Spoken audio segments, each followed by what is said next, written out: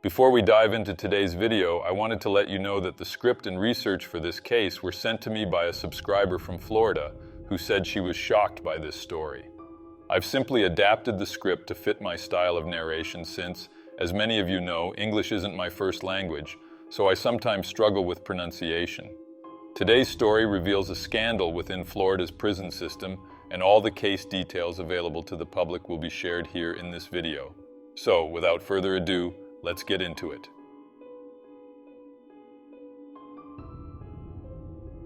Darren Rainey was born on January 12, 1962 in the state of Florida.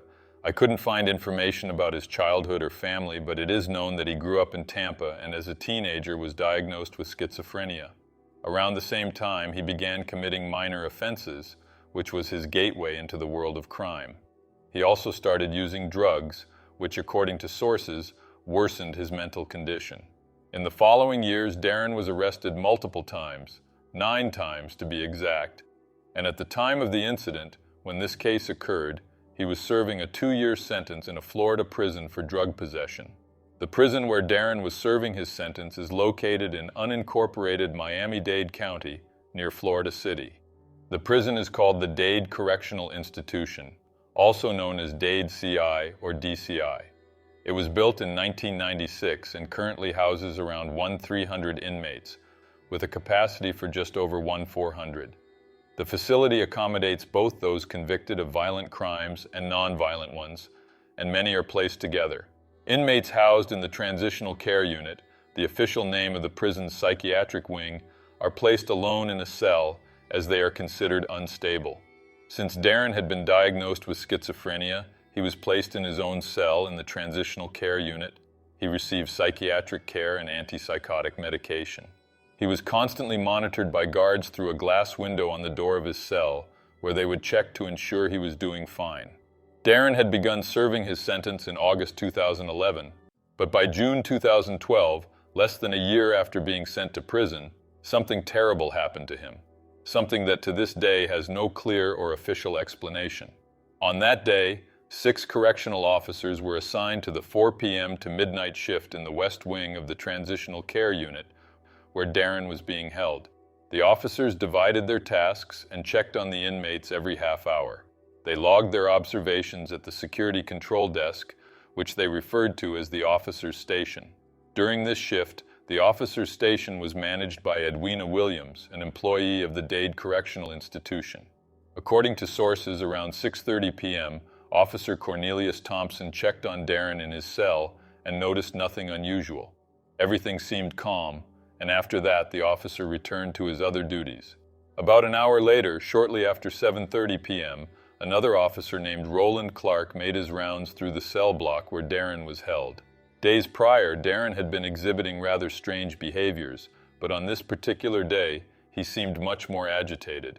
When Officer Roland Clark looked through the glass window on Darren's cell door, he saw that the place was covered in feces.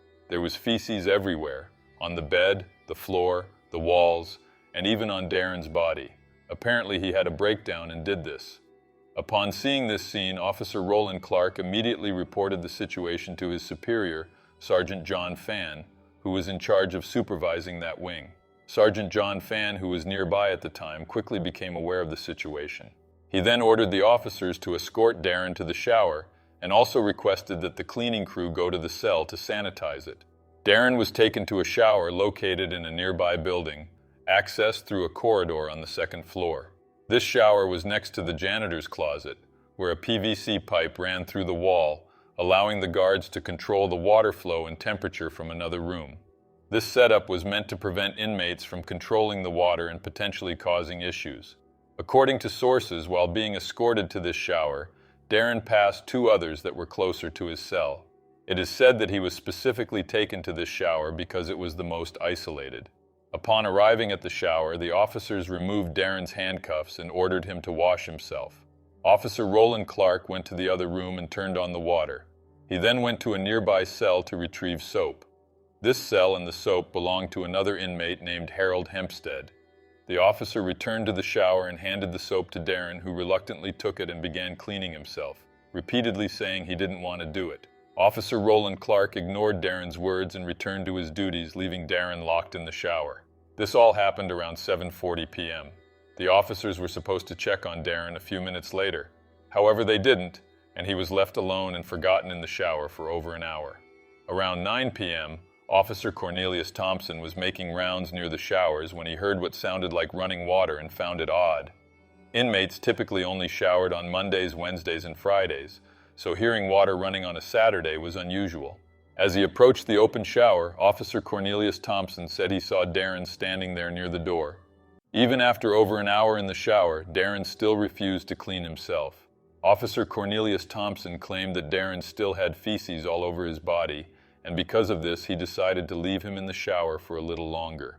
At 9:30 p.m., the supervisor responsible for that wing, Sergeant John Fan, decided it was time to take Darren out of the shower, regardless of whether he was clean or not.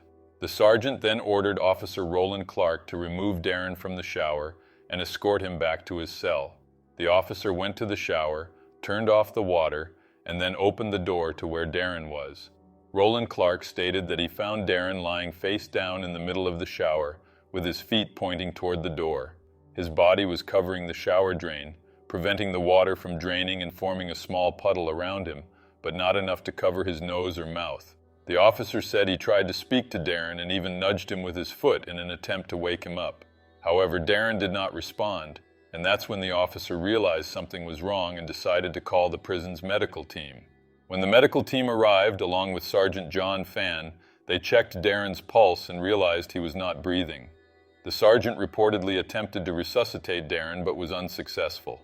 After that, officers Roland Clark and Cornelius Thompson tried to place Darren's body on a stretcher. They had great difficulty doing so because Darren's body was extremely hot and his skin was peeling off.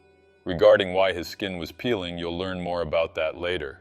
Shortly after, Darren was taken to the prison's medical wing, where they attempted to resuscitate him again for several minutes, but to no avail. Darren Rainey was pronounced dead at 10:07 p.m. 2 minutes later, the prison officers called the Miami-Dade Police Department to report the incident. About an hour later, several police officers, along with a detective, arrived at the Dade Correctional Institution to collect evidence and take statements. The following day, June 24, 2012, early in the morning, Detective Wilbert Sanchez from the Miami-Dade Police Department arrived at the Dade Correctional Institution to begin the investigation into what had happened to inmate Darren Rainey. In total, the detective spoke with 4 people and collected their statements, including correctional officers and the nurses who had assisted Darren. One of these individuals told the detective that Darren's body appeared to be completely burned, as if he had been submerged in a large pot of boiling water. The photos taken of Darren's body show how severe these burns were. The skin had peeled off a large portion of his body, including his face, torso, back, arms, and legs. Only his feet were unscathed. These photos are available on Wikipedia for those interested in viewing them. I came across them while researching this case. Despite the severe injuries Darren suffered, the officers and the sergeant in charge of supervising the wing claimed they heard no screams indicating that something was wrong. According to the investigations, Darren spent about 2 hours under the shower without any supervision. After speaking with the officers and some nurses, Detective Wilbert Sanchez classified Darren's death as inconclusive until a more thorough investigation could be conducted. Later that same day, David Lillard, a detective from the Miami-Dade Police Department's crime scene unit, arrived at the Dade Correctional Institution. David took several photos of Darren's body, as well as the areas of the prison where the inmate had been. He also collected reports on the evidence that had already been gathered. Later, Darren Rainey's body was taken for an autopsy, conducted by the Deputy Chief Medical Examiner of Dade County, Dr. Emma Liu. Despite the burns on Darren's body and reports from correctional officers and nurses that his skin was peeling off, Dr. Liu concluded that the inmate had no external injuries. Therefore, she recorded in the autopsy report that she could not determine the cause of Darren's death, labeling it as inconclusive. Well, I think by now you have a general idea of what happened to Darren, right? He was placed in the shower by the officers to clean himself, and according to them, since he refused to wash, he was left there for nearly 2 hours. During that time, the water temperature was raised to a point so hot that it burned almost Darren's entire body. It's unclear how long Darren remained under the scalding water, but it was long enough for his skin to peel off, ultimately leading to his death. It's important to note that the water control and temperature were entirely in the hands of the officers, who were in another room. In October 2012, an internal report by Jeffrey Beasley, Inspector General of the Florida Department of Corrections, concluded that there wasn't enough evidence to draw any conclusions, leaving the case unresolved. For 2 years, the case was completely forgotten, and no further investigation was conducted to uncover what really happened to Darren. In 2014, details of Darren Rainey's case began to surface publicly, which brought renewed attention to it. It was discovered that Inspector General Jeffrey Beasley had received numerous complaints about the treatment inmates were receiving from officers at the Dade Correctional Institution. The complaints ranged from prolonged deprivation of food and water to physical assaults. But the complaint that drew the most attention was about the shower. According to the complaint, the shower was used by officers as a form of punishment, where the inmate was placed under the water and locked in the shower stall. Then the officer, who had total control over the water and its temperature, would leave it either very cold or extremely hot. Some of these complaints were made by inmate Harold Hempstead, the same one Officer Roland Clark had approached in his cell to get the soap for Darren's shower. Harold claimed to know exactly what had happened to Darren. According to sources, in September 2013, a 40-year-old inmate named Richard Mayer took his own life in his cell after tying a sheet around his neck and hanging himself. Richard reportedly left a note stating that he was being mistreated in prison. In that same note, he described abuses committed by the officers against inmates, such as organizing fights among them, selling illicit substances, and forcing them to engage in sexual acts with one another. In April 2014, a reporter from the Miami Herald named Julie Brown began investigating Florida's prison system and Darren Rainey's case. When Julie Brown went to speak with the medical examiner Dr. Emma Liu, who performed Darren's autopsy, the doctor stated that the report had not yet been finalized because she was waiting for a more thorough investigation from the Miami-Dade Police Department. Julie Brown then went to the Miami-Dade Police Department to talk with those responsible for the case, and they said they were waiting for the autopsy results, which were to be provided by Dr. Emma Liu. It was discovered that the case had stalled because each party was waiting for the other. Things only began to progress when Julie Brown started asking questions to which no one had answers. From that point on, Detective Wilbert Sanchez began to revisit the case. He went to Dr. Emma Liu and gathered all available information regarding the autopsy. He also sought out individuals connected to the Dade Correctional Institution who had not yet been interviewed by the police. One of these individuals was inmate Harold Hempstead. Harold claimed that on that day, the officers took Darren to the shower and locked him in there for a long time. Darren was kicking the door and trying to get the guards' attention, shouting that he didn't want to stay there anymore. According to Harold, Darren screamed, "Please get me out of here. I'm sorry. I won't do this anymore. I can't take it anymore." Harold stated that when the officers realized Darren wasn't breathing, they began to shout for medical assistance and requested a stretcher. Harold also mentioned that this type of punishment was common at the correctional institution. He said other inmates had undergone similar treatment, sometimes with cold water and other times with hot water, but it had never escalated to the extreme that it did with Darren. Another inmate named Michael McLaughlin, who was housed near the shower where Darren was placed, stated that Darren was kept there for 1 or 2 hours and that his screams could be heard until, at some point, silence took over. Brian Hernandez, an inmate who was released in 2013, told detectives that he remembered that day well. He said Darren was taken to the shower early in the evening and then left there. Darren reportedly screamed for about 30 minutes and was completely ignored by the officers. Brian also mentioned that when Darren's body was being transported to the medical wing, he recalled seeing pink flesh on the man's legs as a result of the severe burns he suffered. Detective Wilbert Sanchez spoke with other inmates who were nearby the shower when everything happened, and the facts reported in their testimonies were similar. In addition to the inmates, the detective also spoke with some staff members from the correctional institution, including some who no longer worked there. George Malincrot, a psychotherapist who worked in the transitional care unit between 2008 and 2011, sent a letter to the U.S. Department of Justice after leaving his position, in which he described the inadequate treatment that officers gave to inmates. He stated that he made numerous complaints about the situation to the director of the institution, but they were never taken seriously. Harriet Krzykowski, a psychiatric technician who worked at the correctional institution between 2010 and 2013, stated in an interview published in 2016 that officers mistreated the inmates a lot. She said she didn't have information about Darren's case, but similar abuses were occurring with various other inmates who tried to report them to authorities but without success. Harriet also claimed that prison authorities tampered with evidence to prevent the truth about the case from being revealed. Some of the staff interrogated by detectives included the medical team that tried to save Darren Rainey's life on the night of June 23, 2012. Among them were the prison nurses that night, who claimed that Darren's body was warm to the touch.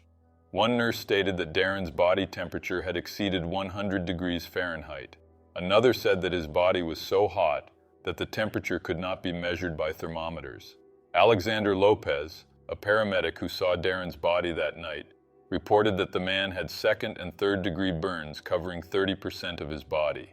It was later discovered that, later that night, staff at the correctional institution measured the temperature of the water in the shower where Darren had been, and it could have reached over 160 degrees, hot enough to cause severe burns. However, this measurement was dismissed as evidence by the state, as it was not taken with a thermometer specifically designed for such measurements. Forensic specialists who reviewed the photos of Darren's body expressed belief that the loose skin was caused by hot water and that there was sufficient evidence to prove that his body had indeed been burned. In December 2015, medical examiner Dr. Emma Liu was finalizing her report on Darren Rainey's death. The report was completed in January 2016, and based on medical records, toxicological reports, and her autopsy findings, Dr. Liu concluded that Darren's death was accidental. In her report, she included information about Darren's history of schizophrenia, which may or may not have affected his nervous system and raised his body temperature. She also noted that months prior, the medication haloperidol had been prescribed to him, which could have triggered an undiagnosed heart problem, exacerbated by the confinement in the shower. Regarding Darren's loose skin and burns, Dr. Liu concluded that they were caused by friction and that the skin was sloughing off due to the rapid decomposition of the body, accelerated by the high temperature of the shower water.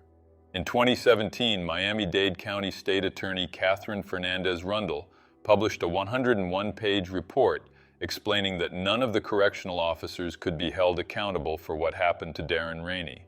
This report was essentially the final and official word on the case. Following its release, some individuals protested outside the state attorney's office, calling for her resignation.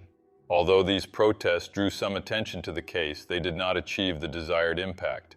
Jerry Cummings, the director of the Dade Correctional Institution at the time of the events, was exonerated from his position. In an interview, Jerry Cummings stated that he had tried to implement changes at the institution upon taking the director role. However, he faced significant resistance from staff members who had been working there for years. In his own words, he stated, "The biggest challenge a director faces is changing the culture of an institution. When I arrived at Dade, the inmates weren't the problem. The real problem was that the inmates weren't treated like human beings." Roland Clark, one of the officers who escorted Darren to the shower and later found him unconscious there, resigned from his position at the institution in July 2014. He subsequently joined the Miami Gardens Police Department, where he worked for a few years. During his time as a police officer, Roland was investigated by Internal Affairs for a series of infractions. Among them, it was discovered that while on duty, Roland would leave his post to meet with other women, despite being married. When this information became public, Roland resigned from the police force and went to work for the Florida Department of Corrections, where, according to sources, he remains to this day. Cornelius Thompson, the other correctional officer directly involved in the case, left the Dade Correctional Institution and began working for the Federal Bureau of Prisons. Emma Liu, the Deputy Chief Medical Examiner for Dade County responsible for Darren's autopsy, was promoted to Director of the Miami-Dade Medical Examiners Department. Catherine Fernandez-Rundle, the Miami-Dade County State Attorney, continued to serve in her role without significant changes. Julie Brown, the journalist from the Miami Herald who brought this story to light in 2014 after extensive research on Florida's prison system, received the George Polk Award that same year for her investigative work. In January 2018, after filing a lawsuit against the state of Florida, Darren Rainey's family was awarded a settlement of $4.5 million. The case of Darren Rainey stands out as one of the biggest scandals in Florida's prison system. Although no one was held accountable for the events, the tragedy highlighted the abuse and mistreatment occurring in some of the state's prisons. This was the outcome of the Darren Rainey case, a story filled with controversy and unanswered questions. Darren was yet another victim of a system that was supposed to protect him but failed in a cruel manner. Like many others, he became another statistic of inmates who suffered abuse in correctional facilities. What did you think about this case? Share your opinions in the comments.